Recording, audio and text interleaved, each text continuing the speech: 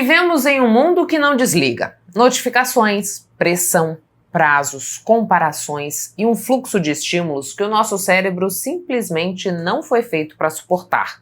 E quando essa sobrecarga se torna constante, a ansiedade aumenta, o foco desaparece e o corpo entra em modo de sobrevivência. Hoje a gente conversa sobre esse fenômeno que está nos deixando tão ansiosos, como o excesso de estímulos afeta o nosso cérebro e quais caminhos reais podem ajudar a regular a mente e a prevenir o esgotamento. E quem nos ajuda nessa tarefa é a psicóloga Letícia Alves. Muito obrigada por ter aceitado o nosso convite, para que a gente falasse um pouquinho mais sobre como a ansiedade acaba afetando o funcionamento do nosso cérebro, as reações do nosso corpo. Você podia explicar um pouquinho disso pra gente? Na verdade, a ansiedade, todo mundo tem medo dela, né? Mas ela é importante, assim como as outras emoções também, né? A raiva, o medo, a felicidade, a tristeza. A ansiedade também tem o seu papel. E é importante que nós sentimos todas essas emoções. Só que o problema é quando ela vem numa proporção muito grande e acaba afetando, né, o nosso dia a dia, as suas relações sociais, profissionais. Hoje em dia, a ansiedade, infelizmente, ela afeta muitas pessoas, né? Então, eu recebo muito no consultório pessoas com problemas de ansiedade. E quais são os fatores que acabam contribuindo com isso, Letícia? Porque assim,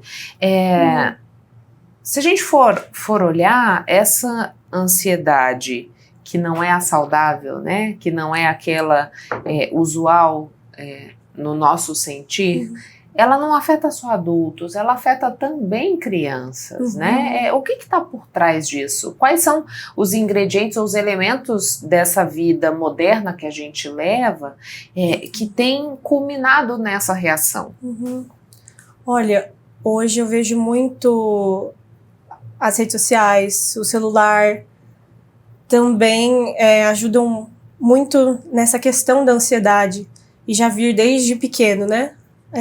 Além disso, tem outros fatores, né, externos, pode ser algum trauma, alguma coisa, tem vários tipos de ansiedade, né, tem transtorno pânico, tem ansiedade generalizada, vários tipos, mas hoje eu vejo muito essa questão das redes sociais, essa busca por validação, por aprovação, essa comparação com o outro, né, então eu vejo muitos jovens que se comparam com outros jovens que talvez já estão mais lá na frente, já estão com a vida profissional mais estruturada. Então, eu vejo muito essa questão das redes sociais que tem atrapalhado, né, nessa questão da ansiedade. Esse estímulo também de rolar feed infinitamente, né? Dessa dopamina barata, isso também pode alterar o funcionamento do cérebro, desencadeando a ansiedade? Com certeza, né?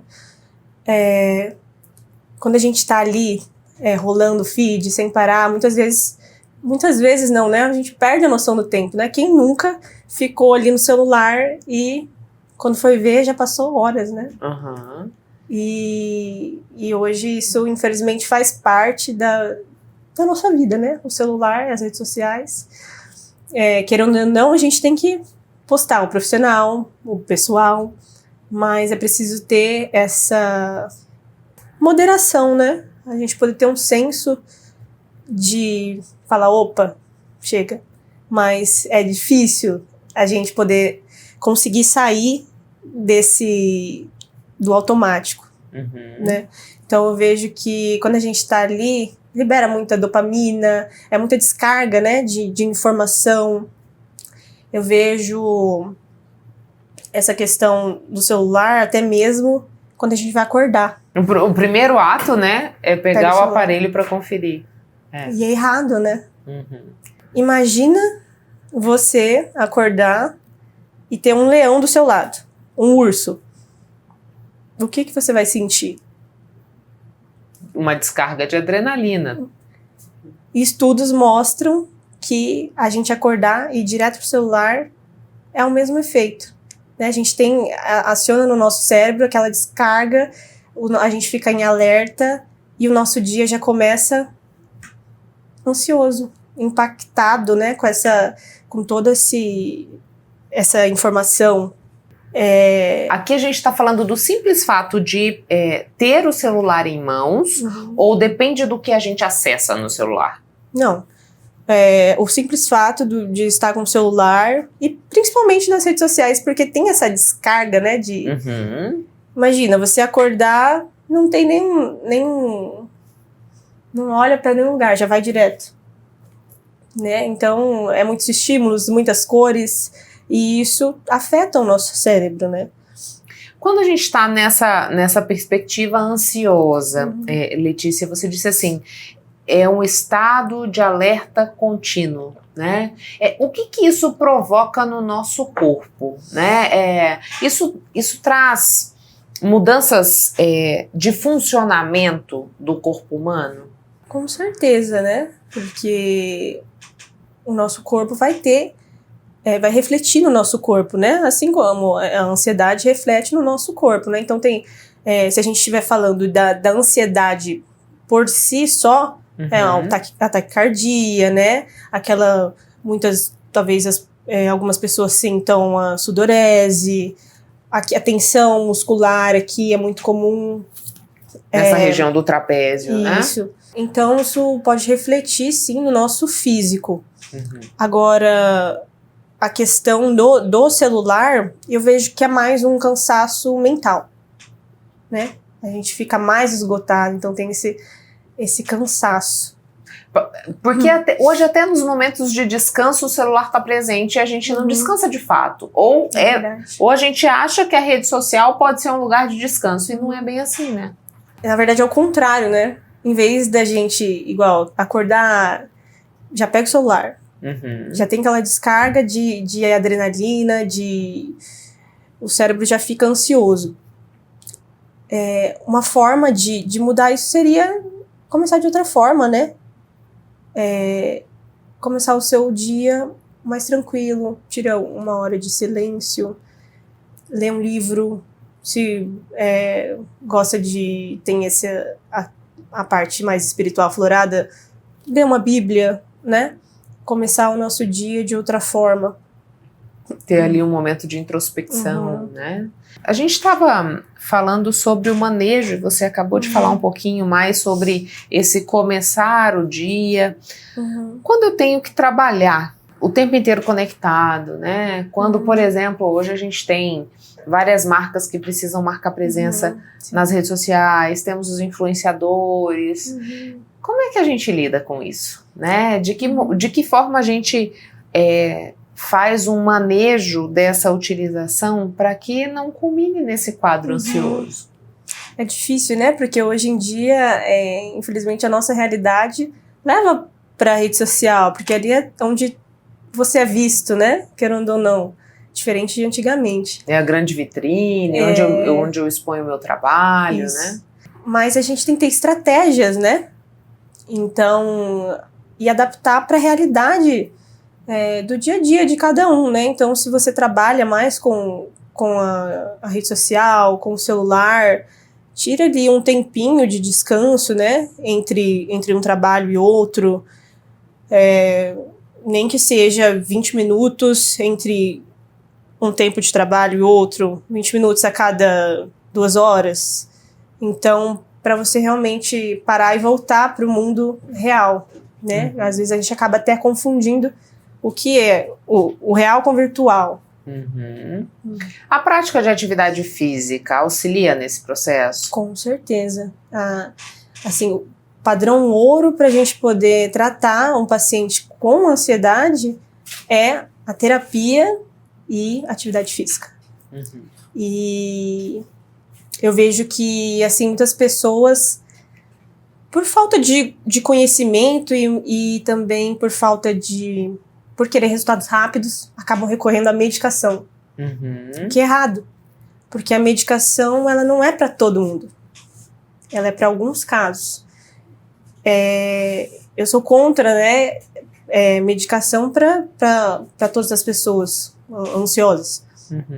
Eu vejo que assim a gente tem que saber dosar, porque causa um vício. Esses benzodiazepínicos, os ansiolíticos, eles têm uma alta taxa de vício, né? Na medicação. Então não é para todo mundo. E não deveria ser a escolha de entrada, é isso? Com certeza. E outra coisa, quando a gente trata com medicação, nós não estamos tratando o problema em si, nós estamos tratando um sintoma. É a mesma coisa que você está com uma cólica e você vai tomar um remédio para essa cólica. Essa cólica, ela tem uma causa. Então, quando você toma a medicação, você está só escondendo esse sintoma, mas o problema ele está ali. E como que a gente trata isso? Com terapia. Né? Então, muitas pessoas, infelizmente, hoje tem esse tabu ainda, né, da terapia, de procurar ajuda, mas é necessário e é o passo mais importante, crucial para a gente poder tratar a ansiedade. Quando eu percebo que a ansiedade que eu sinto não é aquela ansiedade natural, né? Que me visita quando eu tenho um grande projeto, quando eu vou me arriscar numa atividade que eu nunca executei, que a gente sabe que essa ansiedade se faz presente, né? Por aquela expectativa. Então, a partir de que momento, Letícia, eu entendo que aquele quadro ele necessita de um suporte, que eu preciso ter uma atenção maior com aquela situação e que eu preciso procurar, por exemplo, a terapia? Como a gente estava falando, né, Michele? É importante nós termos todas as emoções, né, ali. Todas as emoções são importantes, mas nós percebemos que ela tá desregulada, né, ela tá muito acima quando a gente tem uma frequência muito alta dessa ansiedade, e quando ela está afetando, né, outras áreas da sua vida, quando está afetando ali o seu trabalho, ali na sua casa. Então, mas eu sempre indico também não buscar essa ajuda da terapia só quando o problema está lá. Instalado, né? Que é o que a maioria das pessoas, infelizmente, faz. A terapia, ela seria, digamos assim, um canal para autoconhecimento, até para a gente entender, né, o que pega, o que não pega, qual é a área que eu preciso dar mais atenção. Com certeza. Com certeza. Na terapia a gente vai trabalhar esse autoconhecimento, né? Tanto para a gente regular as emoções, conseguir você se conhecer. Quando que eu sinto essa ansiedade? O que é meu gatilho, né? Qual é o meu gatilho? De onde que isso vem? Né? Vem da infância? Vem de um problema, algum trauma que eu passei? Então, a gente faz esse trabalho de autoconhecimento dentro da terapia, para a gente poder conseguir manejar, né, essas emoções. Quando a gente vive numa perspectiva de ansiedade desequilibrada, né, descompensada, desregulada, isso vai fazer com que a gente atinja o nosso esgotamento de forma mais rápida, digamos assim? O esgotamento ele vai estar presente também se eu tenho um quadro ansioso permanente? Olha, depende. Tem alguns tipos de ansiedade, como a ansiedade generalizada, que ela é uma ansiedade por vários motivos. Não é só em casa, não é só no trabalho. Ela tem várias vertentes que deixam essa pessoa ansiosa. Diferente de quando essa pessoa tem ansiedade por algo específico, né? Um transtorno do pânico. E nós também temos o burnout, né? Pode vir a ocorrer por conta de muito estresse, ansiedade. Então, pode causar, sim, né, esse esgotamento. A gente está está dizendo de um quadro de ansiedade, e você disse pra gente que existem várias formas dela se manifestar, mas não é incomum também a gente ver casos, Letícia, eu queria que você falasse um pouco sobre isso, em que a pessoa oscila entre a ansiedade e a depressão. Né? Se a gente olhar, parece tão contraditório, né? Por que isso acontece? De um extremo ao outro? Olha, é muito comum, né? Dentro dessas psicopatologias, a gente vê mais de um transtorno. Então é muito comum. Assim como a depressão e a ansiedade, ter um TDAH e um autismo. Então, realmente, essa questão que você disse, um extremo e o outro, não quer dizer nada, né? Pode sim ocorrer. E aí o manejo nesses casos é diferenciado também? Eu digo assim, no tratamento, né? Nesse caso, né, depressão e ansiedade é muito comum dentro do consultório. Então, a gente vai trabalhar conforme a necessidade desse paciente, né? E quando a gente pensa nas crianças, crianças que são acometidas pela ansiedade, a forma de tratamento ou a forma de mudar aquele quadro é o mesmo dos adultos? Ou aqui a gente vai ter a adoção de práticas diferenciadas? Não, é bem diferente, né? O tratamento psicológico da criança e do adulto. Por conta que essa criança a gente vai ter que trabalhar com instrumentos muitas vezes lúdicos, a gente vai ter que fazer fortalecer mais esse vínculo que precisa ter dentro da terapia. Lógico que com o adulto também, isso é necessário com os dois, mas com a criança nós vamos fortalecer mais essas questões com o brincar.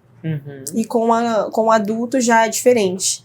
A gente já vai mais para uma abordagem de, por exemplo, ansiedade, confrontar os pensamentos.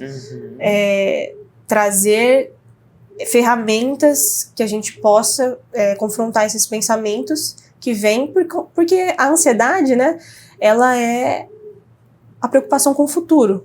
Então a gente está com a cabeça muito lá na frente, nunca está o agora. E é sempre numa perspectiva catastrófica? Assim, de que não vai dar certo? É isso? Sim. É uma projeção de futuro, mas é um futuro ruim, né? Isso. Eu falo para os meus pacientes se perceberem dessa forma, porque quando a gente está pensando no futuro, e geralmente vem ansiedade, essa pessoa está pensando, e se isso acontecer? Se isso acontecer, então isso. Então isso vai acontecer de ruim. Então, sempre quando tem esse e se, essa antecipação do futuro, é isso que está promovendo essa continuidade dessa ansiedade. E é aí que o remédio não chega. Porque ele não vai modificar a sua forma de percepção, né? De pensar no amanhã ou de se colocar no hoje. Letícia, muito obrigada pelas informações. Deixo o espaço à disposição caso você queira trazer mais algum esclarecimento ou mensagem que a gente não tenha abordado. Ok, muito obrigada. Eu que agradeço pelo convite. Fico muito feliz. Gente, sabia que a educação pública de Mato Grosso deu um salto gigante? É isso mesmo, saiu da 22ª para a 8ª posição no IDEB em apenas 6 anos. E dá para ver o resultado em cada canto do estado. Os novos 6, os colégios estaduais integrados, estão incríveis. São amplos e têm laboratório, sala profissão 4.0, piscina semiolímpica, quadra novinha. Estrutura de primeira mesmo. São 6 escolas desse tipo no estado e até o ano que vem vão ser 30. Tem mais. De 2019 para cá, o governo do estado já entregou 41 escolas novas, reformou outras 98 e construiu 47 quadras poliesportivas. E olha que legal, tem até programa de intercâmbio que todo ano leva os melhores alunos da rede estadual para estudar na Inglaterra, com tudo pago pelo governo do estado. Sem falar nos professores, que agora podem receber 14º e 15º salário. Realmente, gente, está muito muito melhor estudar em Mato Grosso. Esse é um recado do governo de Mato Grosso. O Papo faz o intervalo e volta já.